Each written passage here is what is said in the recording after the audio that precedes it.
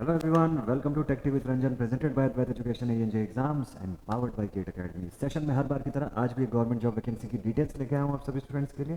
तो चलिए देखते हैं फटाफट से कि ये वैकेंसी डिटेल किस डिपार्टमेंट की तरफ से आ रही है। So it is coming right away from Oil India limited.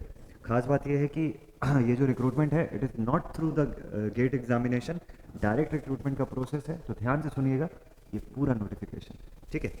तो ऑयल इंडिया लिमिटेड ने ये वैकेंसीज रिलीज़ की है, ठीक है। एक जैसा कि आप सब जानते ही हैं कि नवरत्न कंपनी में से एक है ये ऑयल इंडिया लिमिटेड भी। तो इसने जो वैकेंसीज रिलीज़ की है बेसिकली डिप्लोमा लेवल के कैंडिडेट्स के हिसाब से या डिप्लोमा लेवल के जो क्वालिफिकेशन है उसके अकॉर्डिंग ये वैकेंसीज जो है वो यहाँ पर रिलीज़ की गई है, ठीक है। तो ये बेसिकली एक्सप्लोरेशन एरिया जो है, प्रोडक्शन और exploration area of Assam and Arunachal Pradesh का जो रीजन है उनके लिए ये जो पोस्ट निकली हुई है ये एनेबल करती है, ठीक है, सिलेक्शन।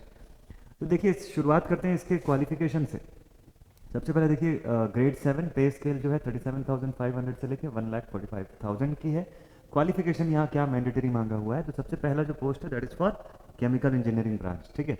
तो 3 इयर्स का डिप्लोमा इन केमिकल इंजीनियरिंग जो है वो किया जाना चाहिए कैंडिडेट के द्वारा, और इसी के साथ उसने मिनिमम 10th क्लास जो है वो कंप्लीट किया हो रिकॉग्नाइज बोर्ड की तरफ से। इसकी वैकेंसीज जो है दैट इज़ 8। नेक्स्ट जो है सिविल के लिए diploma in civil engineering required है, अगेन 10th पास जो है बेसिक स्कूल लेवल का क्वालिफिकेशन रिक्वायर्ड है, और इसकी 12 वैकेंसीज हैं।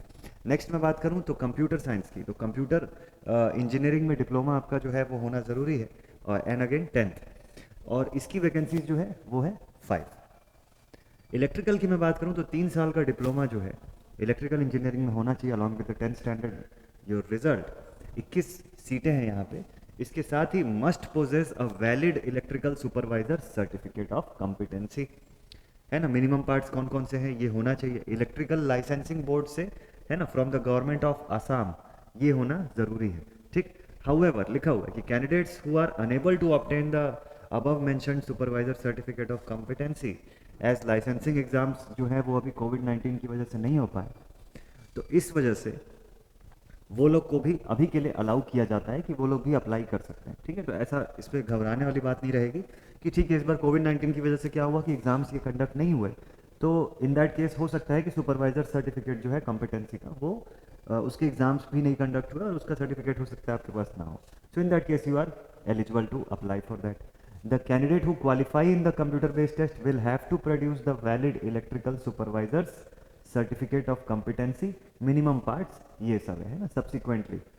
तो ये अभी आपको टाइम मिल जाता है ना, अभी आपको टाइम मिल जाता है। सीबीटी अभी मतलब ऑनलाइन तो आप अप्लाई कर सकते हैं अगर ये सर्टिफिकेट नहीं भी है तो, ठीक। बट सीबीटी के समय आपको फिर इसकी नीड पड़ेगी, है ना। जो क्वालिफाई करेंगे सीबीटी को, उसके बाद जब डीवी होगा तो डीवी में आपको इसकी ज़रूरत पड़ेगी डॉक्यूमेंट वेरिफिकेशन में। Next electronics and telecom. Electronics and telecom engineering के लिए जो वैकेंसीज निकली है वो है टोटल 3 सीटें हैं, और इस पर भी सेम डिप्लोमा मांगा हुआ है और 10th स्टैंडर्ड का आपका स्कूलिंग मांगा हुआ है, ठीक है। वैसे डिप्लोमा इन इंस्ट्रूमेंटेशन टेक्नोलॉजी, अगर इंस्ट्रूमेंटेशन के लिए जो पोस्ट निकली हुई है उसमें 3 साल का आपका रेगुलर डिप्लोमा मांगा हुआ है along with 10th standard. Post आप देख सकते हैं काफ़ी सारी है, इसकी जो सीटें आई है वैकेंसीज 32 है, और सबसे ज़्यादा यहाँ पर मैकेनिकल के लिए है। तो डिप्लोमा इन मैकेनिकल इंजीनियरिंग आपका किया जाना ज़रूरी है 3 साल का, और इसी के साथ आपका 10th standard in school level certification. तो इसकी सीटें यहाँ पर 65 है, 65, ठीक। तो काफ़ी अच्छी खासी वैकेंसीज हैं यहाँ पर, है ना। और यहाँ पर फिर कैटेगरी वाइज पूरा का पूरा बाइफर्केशन आपको दिया हुआ है कि अनरिजर्व के लिए कितनी सीटें हैं इन सभी स्पेसिफिक स्ट्रीम्स में, एससी, एसटी, ओबीसी और ईडब्ल्यूएस के लिए। नेक्स्ट इसके बाद इनका बेसिक एब्रीविएशंस दिया हुआ है। एज लिमिट की अगर बात करें तो जनरल कैटेगरी के कैंडिडेट्स के लिए जो एज लिमिट यहाँ पर अलाउड है that is between 18 to 30 years. 18 साल से 30 साल की एज लिमिट यहाँ पर अलाउड है। एससी और एसटी कैटेगरी के कैंडिडेट्स के लिए 35 ईयर्स तक अलाउड है फ्रॉम 18 ईयर्स, और ओबीसी के लिए भी 18 से 33 ईयर्स तक अलाउड है, ठीक है। सो 10th स्टैंडर्ड की मार्कशीट में आपके जो डेट ऑफ बर्थ मेंशन रहता है उसी को valid proof of date of birth माना जाएगा, है ना। साफ लिखा हुआ है कि no other document will be accepted for the verification of date of birth. Next, और जो डिप्लोमा अप्रेंटिस के जो कैंडिडेट्स हैं जिन लोगों ने अपना अप्रेंटिसशिप का ट्रेनिंग कंप्लीट किया हुआ है है ना, जिनके पास सर्टिफिकेट ऑफ प्रोफिशिएंसी है, इशूड है from the board of practical training, BOPT की तरफ से, है ना, जो ईस्टर्न रीजन में होता ही है, कोलकाता की तरफ से अगर दिया हुआ है तो एज रिलैक्सेशन उसके ऊपर भी मिलता है। मैक्सिमम एज के ऊपर से अलग से रिलैक्सेशन एप्लीकेबल हो जाएगा। ठीक, नेक्स्ट इसके बाद कंसेशन एंड रिलैक्सेशन का पार्ट दिया हुआ है, तो category wise separate concession and relaxation यहाँ पर है। अब सिलेक्शन मेथड क्या है, ये काम की बात, इसको देख लेते हैं। सिलेक्शन मेथड जो होगा वो मेजरली अगर आप देखें तो सबसे पहली बात तो आप जो फॉर्म फिलअप करते हैं ना, उस फॉर्म में आपकी एलिजिबिलिटी चेक होती है और उस आधार पे आपको फिर सीबीटी के लिए बुलाया जाता है ना, कंप्यूटर बेस्ड टेस्ट के लिए। कंप्यूटर बेस्ड टेस्ट ही सबसे मेन थिंग है यहाँ पे, सिलेक्शन का बेसिक आधार यही है। क्वालिफाइंग मार्क्स जो है ये मिनिमम 40% होगा फॉर SC एंड ST या पर्सन विद डिसेबिलिटी, और 50% होगा फॉर अदर कैटेगरी के लिए इट विल बी 50% मार्क्स। तो मिनिमम इतना लाने के बाद ही आप CBT को क्वालिफाई कर पाएंगे। देन नेक्स्ट, तो जो आपने ऑनलाइन एप्लीकेशन फॉर्म भरा है उसी के डिक्लेरेशन के आधार पे ही आपको CBT पर बुलाया जाएगा, तो वो डिटेल सही फिलअप करना ज़रूरी है। अब कई स्टूडेंट्स के माइंड में ये आएगा कि सर फाइनल ईयर के बच्चे जो हैं वो अपीयर कर सकते हैं या नहीं कर सकते, तो क्लियर सी बात है कि फाइनल ईयर अपीयरिंग स्टूडेंट जो हैं वो अभी नहीं अप्लाई कर सकते हैं। क्यों? क्योंकि इस पर ऑनलाइन फॉर्म फिलअप करने के दौरान ही आपसे डॉक्यूमेंट अपलोड करने को बोला जाएगा, ठीक है, और उसी डॉक्यूमेंट्स को फिर DV में चेक किया जाएगा। तो मतलब जिसकी डिग्री कंप्लीट है उसी के पास वो सर्टिफिकेशंस होंगे और वही उसको अपलोड कर पाएगा फॉर्म भरने के दौरान ही, फॉर्म फिलअप करने के दौरान ही, ठीक है। So the question paper for the computer based test जो होगा वो बेसिकली 3 भाग में बटा होगा, 3 पार्ट्स होंगे इसके, ठीक है।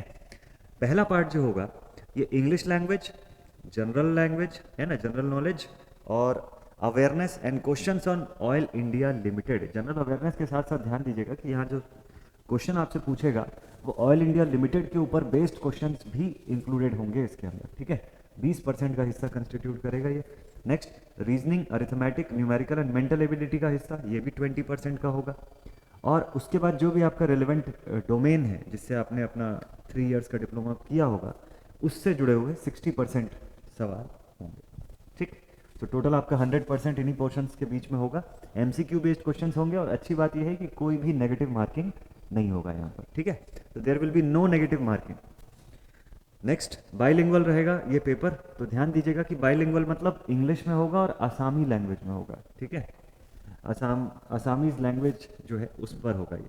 टोटल ड्यूरेशन जो होगा वो 2 घंटे का होगा, तो 2 घंटे का टेस्ट है आपका, ठीक है। मार्क्स बाइफर्केशन मैंने बताया इसमें से।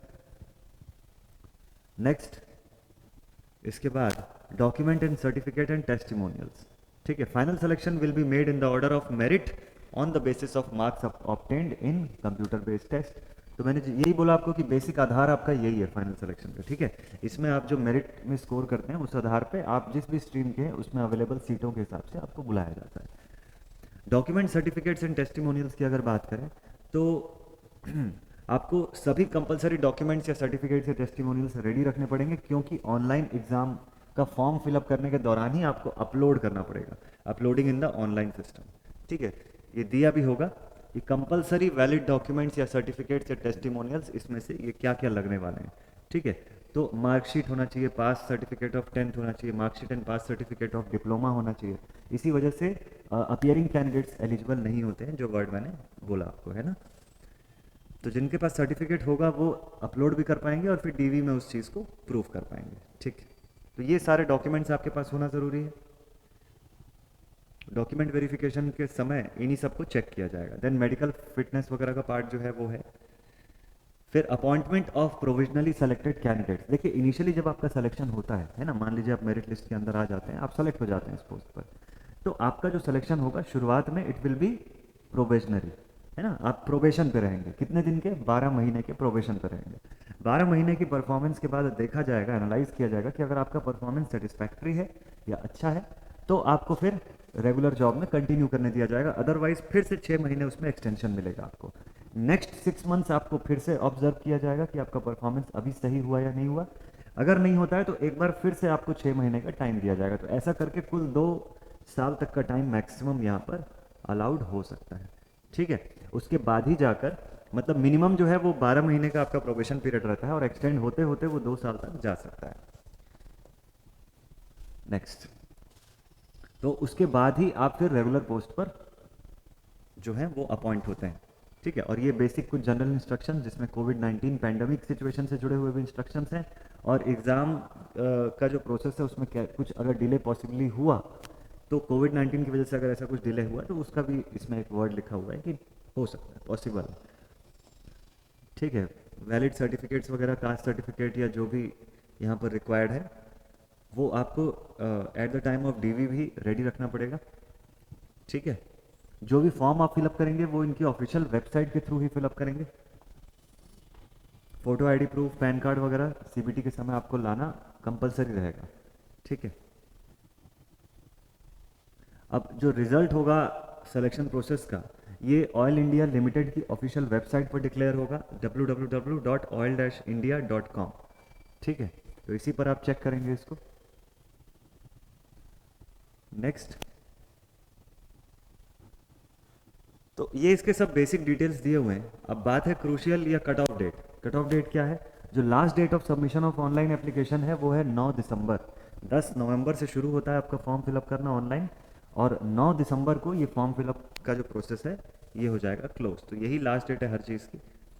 हाउ टू अप्लाई में अगर आप देखेंगे तो आपको इस ऑफिशियल वेबसाइट पर जाना होगा www.oil-india.com/current_open_new.aspx। ये दिया हुआ लिंक, इसके थ्रू आप सीधे सीधे इस पोर्टल पे पहुंच जाएंगे और यहाँ से आप अप्लाई कर सकते हैं। जो टाइम है 10 नवंबर 2021 सुबह 7 बजे से लेके 9 दिसंबर 2021।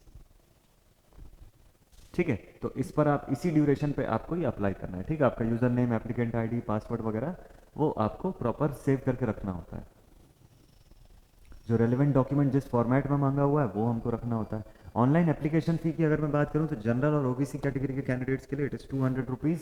ठीक है, और exclusive of GST and payment gateway charges या बैंक चार्जेस जो होता है। ठीक है, इनको छोड़ के ये 200 रुपये है। Online application fee non refundable है भाई। नेक्स्ट, बाकी जो अदर कैंडिडेट्स हैं वो एग्जेम्प्टेड हैं ऑनलाइन एप्लीकेशन फीस से।